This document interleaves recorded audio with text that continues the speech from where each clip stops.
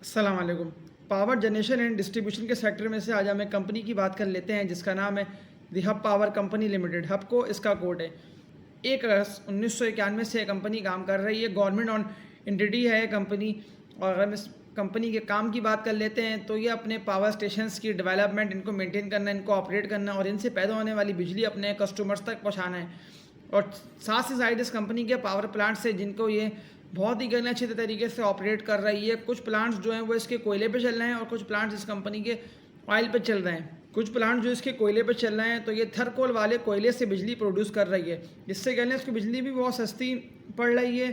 और इस कंपनी के जो है वो इनकम और प्रॉफिट्स भी कहने बहुत ज़्यादा ही अच्छे होते चले जा रहे हैं। इस कंपनी के साथ जो एक मसला जुड़ा हुआ है वो सर्कुलर डेट, गर्दिशी कर्जे का मसला इस कंपनी के साथ जुड़ा हुआ है। जो ये कह लें गवर्नमेंट भी कोशिश कर रही है कि सर्कुलर डेट को जल्द से जल्द कह लें ख़त्म कर दिया जाए। और आईएमएफ भी यही डिमांड कर रहा है कि सर्कुलर डेट, गर्दिशी कर्जे को ख़त्म कर दिया जाए मुल्क से। आईएमएफ से देखें जैसी गवर्नमेंट को पैसे मिल जाते हैं और गवर्नमेंट जो कि सर्कुलर डेट की मद में 400 अरब रुपये कंपनीज़ को दे देती है, तो उससे कहने सारी कंपनीज़ का कैश फ्लो भी अच्छा हो जाएगा और सर्कुलर डेट तो ख़त्म हो गई होगा। तो उसके बाद कहने सारी कंपनीज़ की जो अर्निंग्स है वो अर्निंग्स भी कहने बहुत ज़्यादा ही तेज़ी से कह लें वो प्लस से भी ऊपर निकल जाएंगी और बहुत ज़्यादा ही कहने अच्छी उन कंपनीज़ की अर्निंग्स भी आएंगी। और जो सारी गवर्नमेंट और एंटिटीज़ हैं उनकी जो इनकम है वो भी बेहतर हो जाएगी। और लॉन्ग टर्म में कह लें सारी कंपनीज़ के जो फाइनेंशियल्स हैं वो फाइनेंशियल भी कह लें बहुत ज़्यादा ही अच्छे हो जाएंगे। तो बस कह लें सर्कुलर डेट का मसला जैसे ही रिजॉल्व होता है तो उससे कह लें फिर सारी जो कंपनीज़ हैं उनमें एक बहुत ज़्यादा अच्छा कह लें ग्रोथ भी देखी जाएगी। देखिए फिर पाकिस्तान अगर आईएमएफ के साथ जुड़ा रहेगा तो ये मसला लॉन्ग टर्म में जाके रिजॉल्व हो ही जाना है। और इस मसले को देखें वैसे भी आगे चल के ख़त्म होना ही होना है। तो ये मसला आगे चल के ख़त्म हो जाता है तो उससे कह लें फिर सारी कंपनीज़ को ही फ़ायदा हासिल होना है। इस कंपनी के साथ जो एक मसला है वो इस कंपनी के साथ मसला ये है कि 2027 में इस कंपनी का जो कॉन्ट्रैक्ट है वो एक्सपायर हो जाएगा। तो उसके बाद देखिए फिर ये रीन्यू होता है और क्या होता है तो वो तो तकरीबन कह लें कोई 4 साल बाद लॉन्ग टर्म में वो देखा जाएगा। तो उससे पहले पहले अगर हम देख लें तो कंपनी के जो फाइनेंशियल्स हैं वो तो कह लें बहुत ज़्यादा ही अच्छे चल रहे हैं। तो अगर हम इस कंपनी की पाकिस्तान स्टॉक एक्सचेंज में इसकी हिस्ट्री की बात कर लेते हैं, क्योंकि देखिए ये कंपनी पाकिस्तान स्टॉक एक्सचेंज में भी लिस्टेड है और कैसी 100 इंडेक्स में कंपनी आती है। और 100 इंडेक्स की परफॉर्मेंस तो आप लोगों ने खुद देखी थी कि कैसे देखिए अब तक देखिए 100 इंडेक्स कितना अच्छा कह लें परफॉर्म कर रहे हैं। और बहुत ज़्यादा तेज़ी से अगर देखा है तो कह लें 100 इंडेक्स में एक बुलिश ट्रेंड भी दिखाई दे रहा है और अपने कह लें हाई साइड के ऊपर 100 इंडेक्स चल रहा है। और 52,000 की जो एक सतह है वो उससे भी कह लें ऊपर की तरफ चला गया है। तो देखा है तो कह लें अगर हम इस कंपनी को 100 इंडेक्स के साथ कंपेयर कर लेते हैं, क्योंकि देखिए 100 इंडेक्स में कंपनी आती है, तो अगर देखें हम इस कंपनी के टेक्निकल्स को देख लेते हैं तो देखें जिस टाइम था ना इंडेक्स हमारा 48,500 से लेके और 49,500 तक, यानी कि 50,000 के अंदर अंदर कह लें, तो उस टाइम कह लें इस कंपनी का ना रेजिस्टेंस बना हुआ था 80 रुपये का, 80-82 रुपये का। ये हब पावर कंपनी का एक रेजिस्टेंस बना हुआ था और ये कह लें इस कंपनी की एक ना रुकावट थी। तो इसका स्टॉक प्राइस कह लें यहाँ से ऊपर की तरफ जा नहीं पा रहा था और यहाँ की कह लें जैसे कह लें हमारे 100 इंडेक्स आके रेजिस्ट करता था, जो कि तकरीबन कहने 48,500 या 49,000 पॉइंट्स पे आके कह लें इंडेक्स हमारा रेजिस्ट करता था। तो कहने पर वहाँ से इसका स्टॉक प्राइस भी कह लें 80-82 रुपये पे आके कह लें इससे ऊपर ना वो ना बढ़ नहीं पा रहा था। कह लें इसका रेजिस्टेंस था, वहाँ से इसको रुकावट का सामना होता था और वहाँ आकर ये कह लें रेजिस्ट होकर वहाँ से इसका स्टॉक फिर डाउन प्राइस पे आके नीचे की तरफ कह लें आ जाता था। इसके स्टॉक के लो को देख लेते तो इसके स्टॉक का कह लें लो और सपोर्ट लेवल कह लें इसके स्टॉक का बना हुआ था कोई 60 से 65 रुपये का। तो ये कह लें इसके स्टॉक का बहुत ज़्यादा ही अच्छा कह लें सपोर्ट लेवल ही बना हुआ था और बेस्ट बाइंग जोन इसको आप कह सकते थे कि इसके स्टॉक का बहुत ज़्यादा ही अच्छा बेस्ट बाइंग जोन था। तो इसका स्टॉक कह लें फिर 2023 में कह लें जब ये इसका स्टॉक इन रेटों पर आया तो ये रेट्स कह लें इसके बहुत ज़्यादा ही कह लें अच्छे रेट थे लॉन्ग टर्म के हवाले से।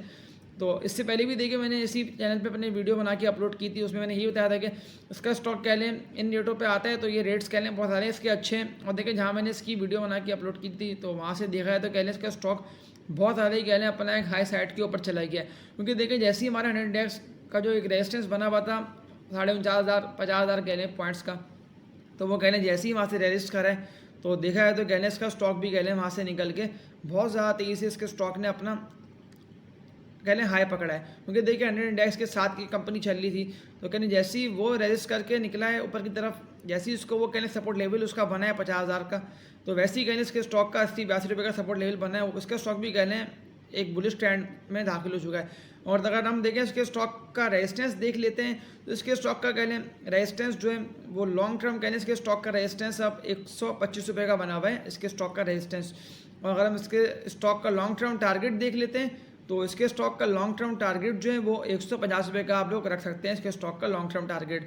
और इस कंपनी ने देखा है तो कह लें अभी तकरीबन एक हफ्ते में कह लें इस कंपनी में कह लें और ज़्यादा ही जो कि बुलिश ट्रेंड आ गया था। देखें तो उसकी जो मेन वजह थी ना वो कहने हैं इस कंपनी का डिविडेंड, क्योंकि देखिए इस कंपनी ने डिविडेंड भी बहुत ज़्यादा ही अच्छा दिया है अपने इन्वेस्टर्स को, जो कि इस कंपनी का डिविडेंड बनता है 5 रुपये का।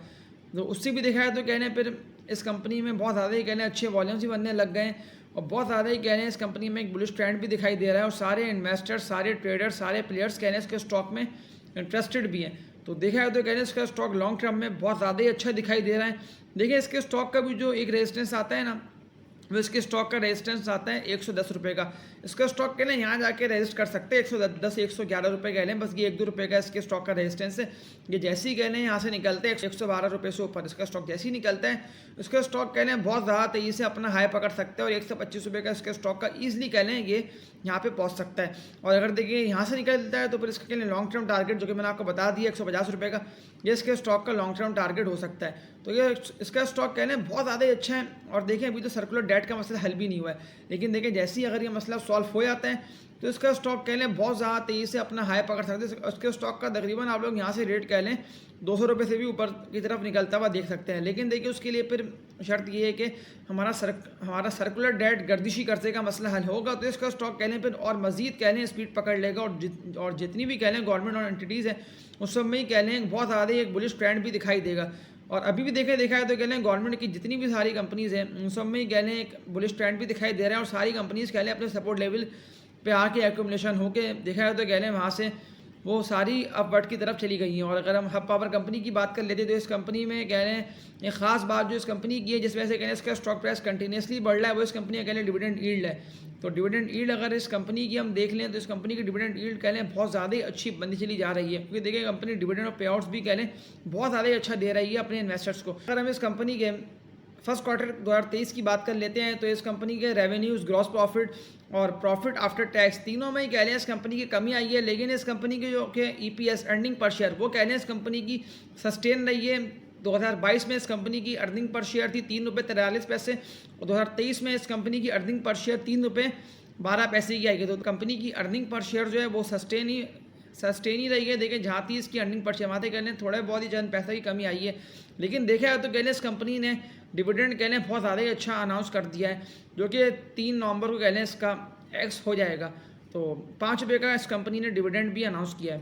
तो देखा है तो कह लें कंपनी की डिविडेंड यील्ड भी बहुत ज़्यादा ही अच्छी हो गई है और लॉन्ग टर्म में कंपनी बहुत ज़्यादा ही कह लें मजबूत और फाइनेंशियली स्टेबल कंपनी समझी जा रही है। वैसे भी ये फाइनेंशियली स्टेबल कंपनी है, लेकिन लॉन्ग टर्म में जाके अगर इसके रिजल्ट्स वगैरह अच्छे होते हैं और ये सारे मसले हल हो जाते हैं तो ये कंपनी कह लें बहुत ज़्यादा ही अच्छी हो जाएगी लॉन्ग टर्म के हवाले से। तो अगर ये डाउनवर्ड की तरफ आता है तो इसके स्टॉक के लिए सपोर्ट लेवल बनता है 80 से 82 रुपये का। लेकिन देखिए अभी ऐसा देख के लगता नहीं है कि इसका स्टॉक डाउनवर्ड की तरफ आएगा। तो उसमें देखिए बिल्कुल बहुत ज़्यादा ही तेज़ बुलिश ट्रेंड दिखाई दे रहा है कि इसका स्टॉक कह लें ईजिली जो कि टारगेट मैंने बता दिए वो टारगेट कह लें इसका स्टॉक अचीव कर सकता है, कह लें इसका स्टॉक ईजिली पहुँच सकता है, जो कि मैंने टारगेट्स आप लोगों को बता दिए। तो इसका स्टॉक कह लें एक्यूमुलेशन के लिए अच्छा है और सेफ साइड कंपनी है। 27 देखें अभी तो बहुत दूर है, तो उसका कॉन्ट्रैक्ट तब एक्सपायर होगा और तब क्या होता है क्या नहीं होता है देखें। अभी तो तकरीबन 4 साल पड़े हैं, उससे पहले कह लें स्टॉक में ट्रेडिंग भी कर सकते हैं। तो इसका स्टॉक कह लें लो रेटों पे आता है तो ये कह लें इसका स्टॉक ट्रेडिंग के लिए अच्छा है। वो अपना माइंड के लिए यही रखें कि वो इसके स्टॉक में कह लें इन्वेस्टमेंट लॉन्ग टर्म के लिए कर रहे हैं और तकरीबन कह लें इसके स्टॉक में वो इन्वेस्टमेंट कोई साल 1.5 साल के लिए कर रहा है। तो ये माइंड सेट से कह लें इसके स्टॉक में आप लोग इन्वेस्ट करेंगे तो बिल्कुल कह लें आप लोगों को लॉन्ग टर्म में कह लें इसके स्टॉक के डिविडेंड ही बहुत ज़्यादा अच्छे मिलेंगे, कंपनी डिविडेंड ही बहुत ज़्यादा अच्छे पे करेगी और कैपिटल गेन के भी चांसेस आप लोगों को इसके स्टॉक में हो सकते हैं।